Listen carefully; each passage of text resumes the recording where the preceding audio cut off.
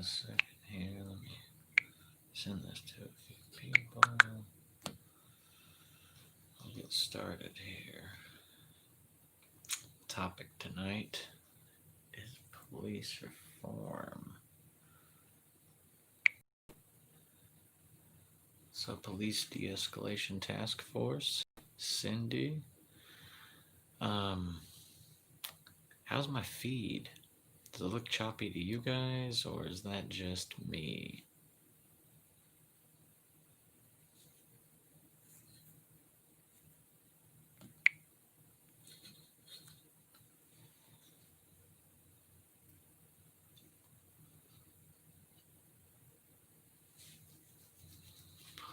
All right.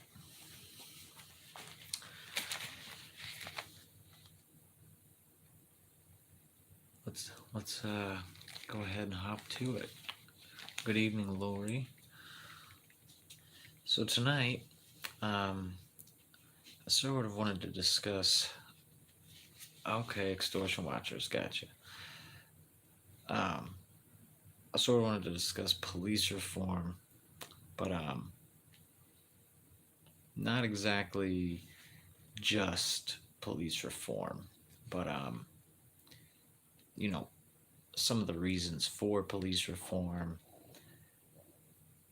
why it's not a new concept. Police almost originate from police reform. I sort of wanted to discuss why, defunding initiatives that are directed at the police that do not serve the better interest of the public, things of this nature, are not absurd or radical. They are the literal foundations of police. So, if you notice in the description, there's a bit of a summarization of the history of police from an actual law enforcement officer. And he touches a bit on, some controversial origins with slave catching patrols and various things like that. But he sort of hits the nail on the head with a good bit of what I'm going to get into. So there's a bit of a summary of what we're going to get into. And we're going to go ahead and start on the 191st anniversary, or the day that we're celebrating the 191st anniversary of today. That would be September 29th, 1829, which is essentially when the first police department as we know it today was created. The Metropolitan police force, or the first 1,000 members of the Metropolitan police force, started walking around on this day, September 29th, in 1829. And basically, an individual who's known as the father of modern policing, Sir Robert Peel, developed 3 core values that are also in the description, as well as 9 principles of policing. He's sort of basically, like I said, he's credited as, if you look into policing history, two individuals are credited as the father of modern policing. So I guess you would maybe term him more as the grandfather of modern policing at this point. Really quick, we'll go ahead and get into these 9 principles real quick.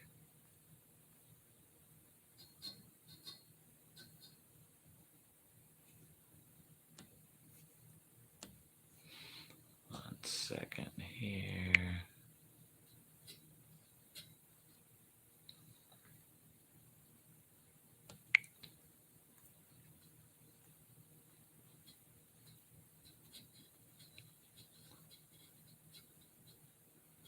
All right.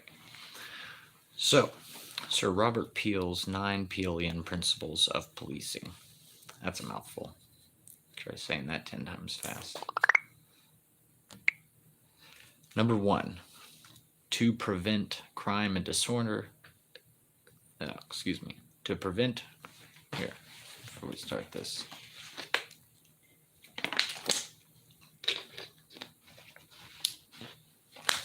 To prevent crime and disorder as an alternative to the repression by military force and severity of legal punishment. Number 2, to recognize always that the power of the police to fulfill their functions and duties is dependent on public approval of their existence, actions, and behavior, and on their ability to secure and maintain public respect. Number 3, to recognize always that to secure and maintain the respect and approval of the public means also securing of the willing cooperation of the public in the task of securing observance of laws.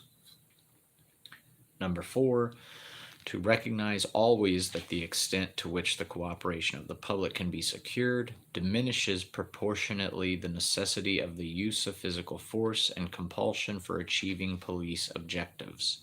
Number 5, to seek and preserve public favor not by pandering to public opinion, but by constantly demonstrating absolutely impartial service to law in complete independence of policy and without regard to the justice or injustice of the substance of individual laws, by ready offering of individual service and friendship to all members of the public without regard to their wealth or social standing, by ready exercise of courtesy and friendly good humor, and by ready offering of individual sacrifice in protecting and preserving life. Number 6, to use physical force only when the exercise of persuasion, advice, and warning is found to be insufficient to obtain public cooperation and to an extent necessary to secure observance of law or to restore order, and to use only the minimum degree of physical force which is necessary on any particular occasion for achieving a police objective. To maintain at all times a relationship with the public that gives reality to the historic tradition that the police are the public and that the public are the police. The police being only members of the public who are paid to give full-time attention to duties which are incumbent on every citizen in the interest of community welfare and existence.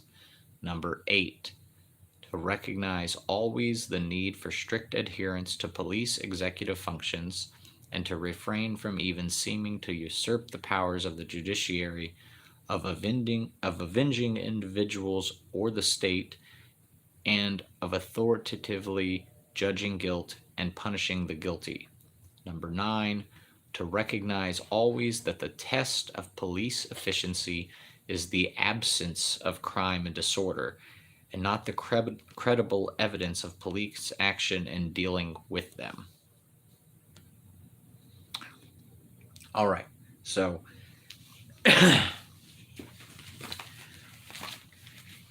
Robert Peel basically, he established these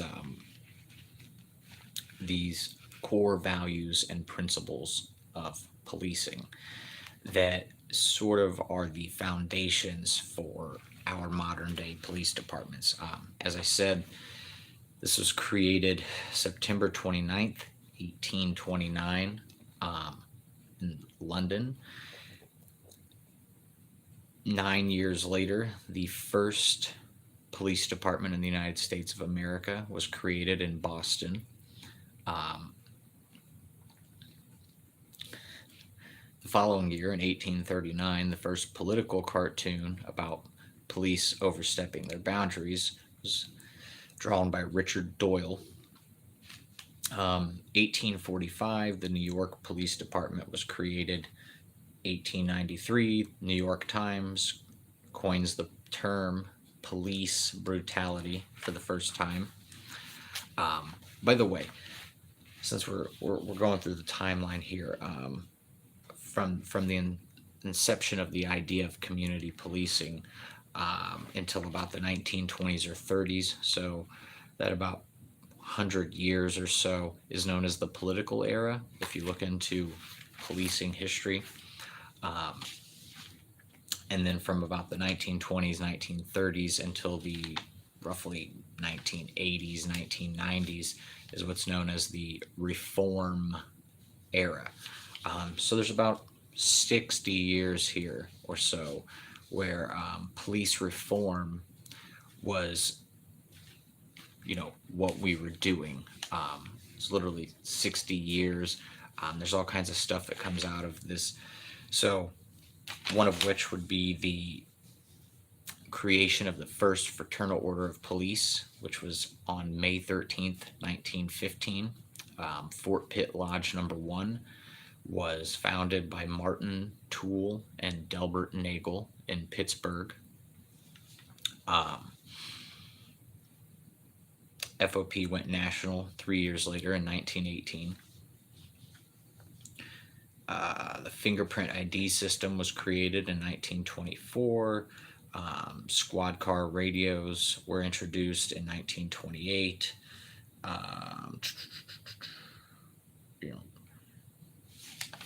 Lots of stuff happened over this time. One of which we're going to get into is an individual known as Eugene Vollmer. He's the other guy who's credited as the father of modern policing. And he would be the father of the police that we know today. He would be the father of militarized police forces. However, Eugene Vollmer saw officers much like social workers who should seek to understand the cause of crime and not just arrest it. So because of Eugene Vollmer, he introduced psychological and intelligence testing for law enforcement officers. He's very much credited basically with the foundations of detectives and forensics evidence, stuff like that. He's the first individual to require his officers to attend a training academy. Basically, because of that, the School of Criminology was created at UC Berkeley. Now, he also is the founder, or played a big part in the founding of the American Society for Criminology, which was formed in 1941. 1959, they created a Vollmer Award that they issue in his honor.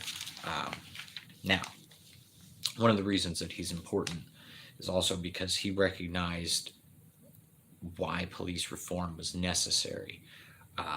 He's an ex-Marine, so he put a lot of paramilitary structure into police as we know them today. But he also was very outspoken against misconduct. January 7th, 1931, he partially wrote what's known as the Wickersham Report, which basically covered a lot of public corruption throughout the 1920s and 30s, when prohibition money was lining a lot of politicians' pockets to look the other way, while booze was ran, basically, stuff like that. Quoted the police as having a general failure to the public.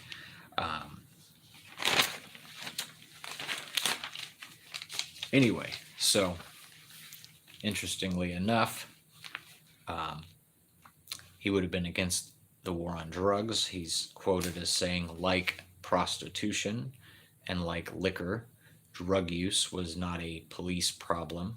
It never has been and never can be solved by policemen. And to perpetuate this engenders disrespect both for law and for the agents of law enforcement. He later goes on to kill himself in 1955. Tells his maid, "I'm going to shoot myself, call the Berkeley police," and goes outside and does so.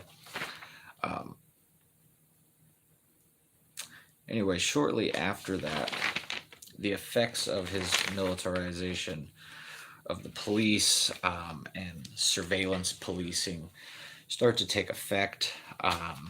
1960-ish is when COINTEL was created by the FBI. 1965, Special Weapons and Tactics, otherwise known as SWAT, was created in response to the Watts riots in LA. 1965 is also the year that the Law Enforcement Assistance Act was passed. 1968, 911 was created. 1967, the Federal Kerner Commission admits that police action was the cause of the uprisings in the 1960s that the FBI created COINTEL to deal with. It should be noted that there was a lot of opposition to Bobby Kennedy's attempts to establish police review boards by the FOP nationally and on local levels. Anyway, fast forward a little bit, that leads us to 1970s and 1980s, mass public corruption. The 60s a little bit too. You get, most famously is like Watergate, the Iran-Contra debacle, all kinds of stuff. Things have escalated though quite a bit since then. Now, historically, the 70s and 80s is when we start to shift to community-oriented policing. This is known as the community era. Incidentally, 1981, the Military Cooperation with Civilian Law Enforcement Agencies Act is passed. 9 years later, in 1990, the 1033 program is established. Bill Clinton's crime bill in 1994. And we wrap up, the community era with 9/11, 2001, which basically starts what historians are terming as the Homestead Security era, which is what we have now. So, I went through all this to sort of talk about the fact that policing, as it began and as it was intended to do, has changed quite a bit. Even if I'm giving you the benefit of the doubt that policing was started for a good purpose with the Peelian principles and core values of this is basically policing by consent is what Robert Peel was a big proponent of, is policing the people with the consent of the people. He basically knew and understood long ago that what we have now would not work with the people.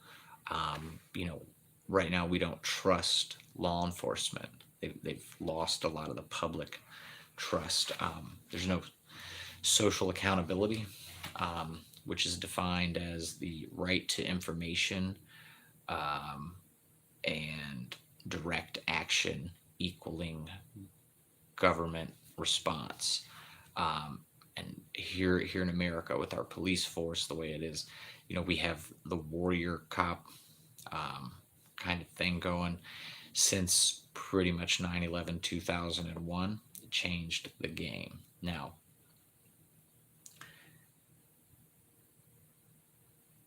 sorry, it's been a long day. I'm trying to stay on point here. The best way for law enforcement to reform itself or allow this to happen with less flack is citizen oversight boards or citizen review commission, volunteers, individuals who are not this would be a non-governmental organization that is not paid for with tax dollars generally. However, they let's see, there are, here's why we need them so much. There are 420,000 officers roughly in the United States of America in 18,000 different departments that make an average of 10 million arrests annually. There 350,000 of them on average are FOP members. That's about 79 to 80% in 2,200 different FOP lodges across the country. That's a lot of police officers to keep track of. There are currently, according to the National Association for Civilian Oversight of Law Enforcement, 166 civilian oversight boards. So, not nearly as many that are needed. But that's, one of the main things that most law enforcement agencies could do, that most city governments could do, to start engaging the public in the process and build up some of that trust again, because the foundations of policing are sort of built around this premise. So it's not exactly unheard of. And again, reforming police so that they are they're best able to do their job properly and safely. There's 50, 60 years of police reform that brought about tons of technological innovations and different social and legislative policies that greatly enhanced the way that police officers were able to interact with the community and engage with them and build up trust. But we sort of got, veered off the tracks a little bit, and things have went south, and it's back to a might makes right, force. They've got blinders on and tactical weaponry, and they're not really guided by these foundational principles and values anymore. Even the guy that basically is the father of militarizing the police would not necessarily agree with a lot of the way things are being done these days. Now, the only way to really affect this in reality is to do it ourselves. So if you watch my channel, if you're watching these videos, if you're watching this video, you're either a police officer or you're somebody who's likely interested in police reform. And basically, you can't just sit around asking for permission to, or asking for, the average police department's, oversight commission that they have built in internally, whether it's a merit commission or whatever. The whole, we investigated ourselves and we found that we did nothing wrong. That only happens because it's allowed to happen, because there's no other entity to investigate them. And again, the National Association for the Civilian Oversight of Law Enforcement, they quote 166 civilian oversight boards. Now, that's not counting boards that are established as advisory boards. They're only counting boards that have legislative or executive authority, basically the teeth to actually do something in regards to law enforcement activity as an oversight board, as opposed to simply advising the police department or the city government or whatever. But they have a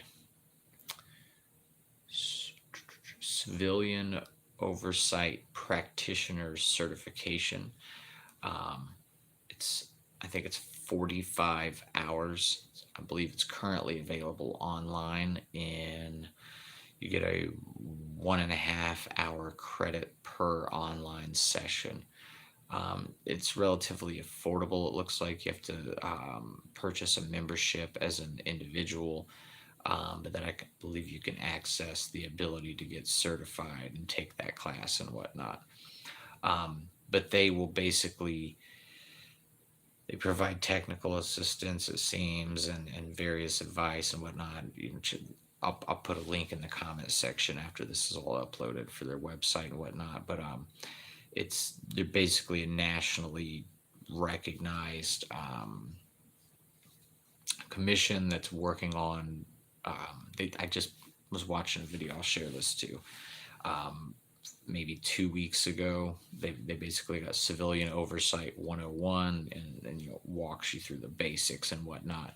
But they're trying to get more people involved. They're essentially, it seems like they're trying to strike while the iron is hot, and while there's a lot of call for police reform right now, sort of engage more people and teach them how to get accredited as somebody who's able to be taken seriously by a police department or city government with this training and certification. And they want to see these commissions developed locally, no matter where you are. They want to see one local to you. So if you're watching this and this is your thing, you know what I mean, and you feel like this could be the way that you want to be a part of it to try to make a difference, I strongly encourage you to check them out. Like I said, I'll put a comment, or put a link in the comments after I upload this and whatnot. But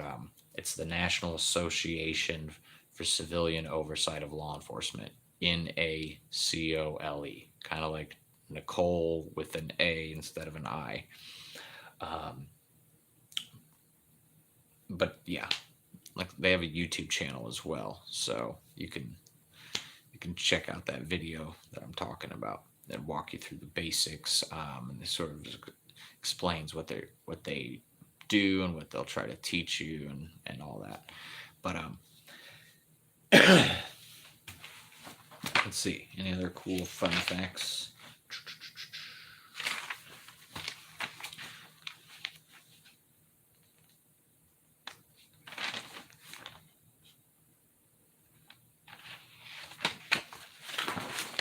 In doing my research for this, I will say that I found it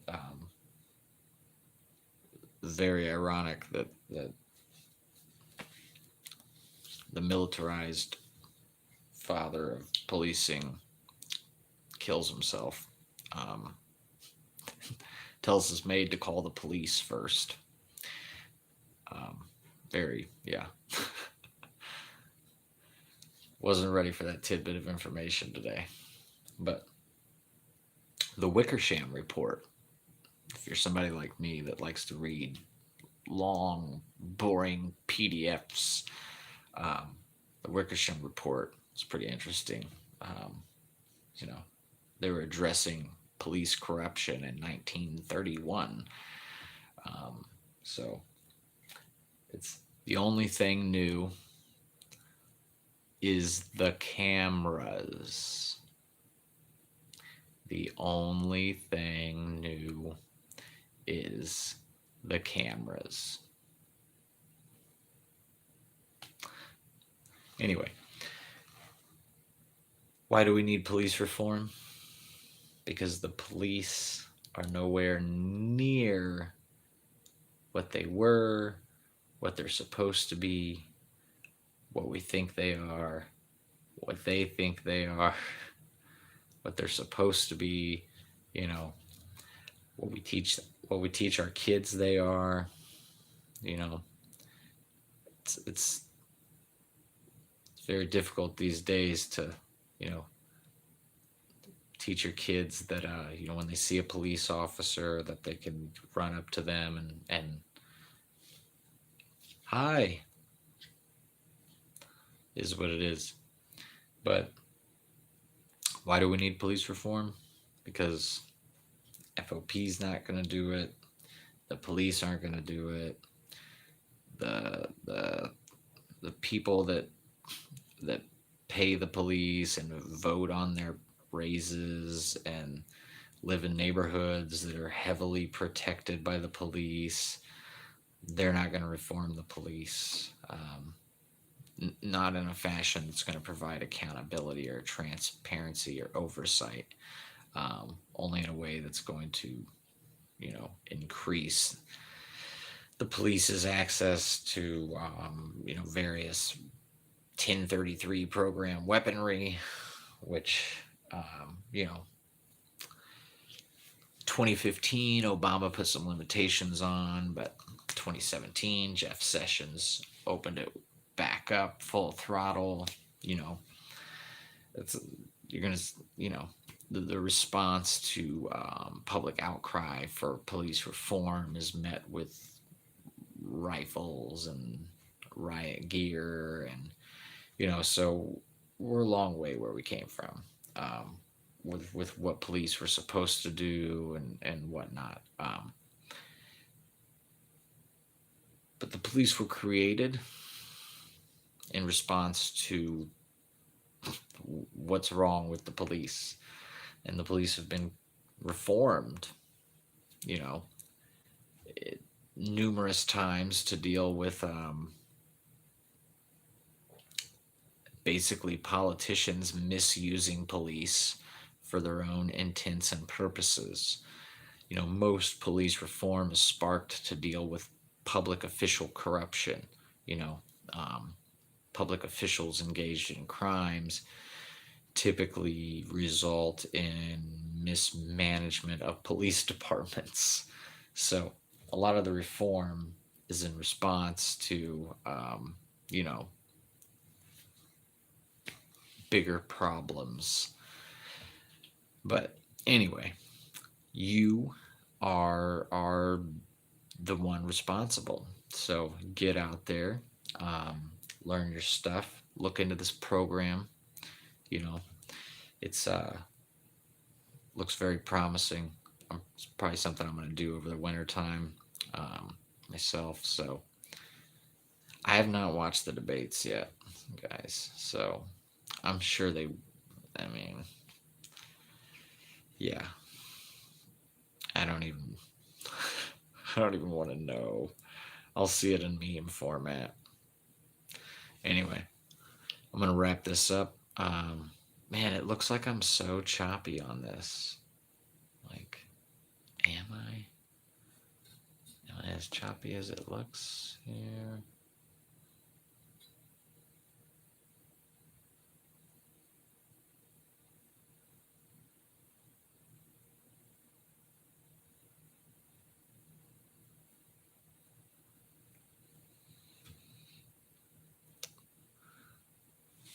Anyway, what's up, Yeshwas? All right, you guys say it's good, but I'm low as shit on battery. I'm at about 8%, and I am super tired. It's been a long day. We've done vet, doctor's office for the kids, dentist office. I've been researching my ass off to be able to create this timeline of relevant material. So yeah, it's been fun. You guys stay safe out there. Hope you enjoyed the video. Hit the like button if you did. Subscribe. Try to do some more of these. I was trying to get way more information crammed into this, but I wanted to make sure that I got it done tonight, and I was getting really tired, but didn't, if I didn't do it on the September 29th anniversary, it would have been kind of pointless. So I wanted to get what I had out there. But yeah, I love reading about this stuff anyway. I love history of anything. But yeah, pretty interesting stuff. Like I said, though, once this is uploaded and everything, I'll get on here like tomorrow or later tonight or whatever, and I'll upload some links for that civilian oversight committee stuff and a few other things I mentioned. What's going on?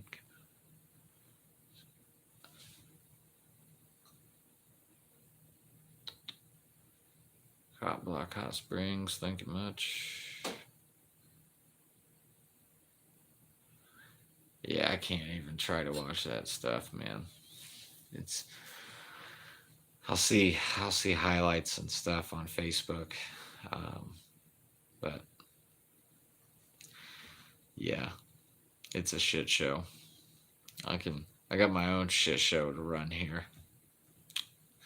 but anyway, thanks for watching, guys. Stay safe. I'm gonna eat me a bowl of cereal and I'm gonna go to bed.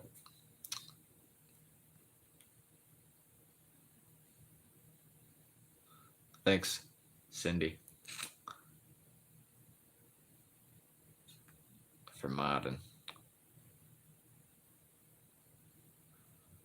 Good night, everybody.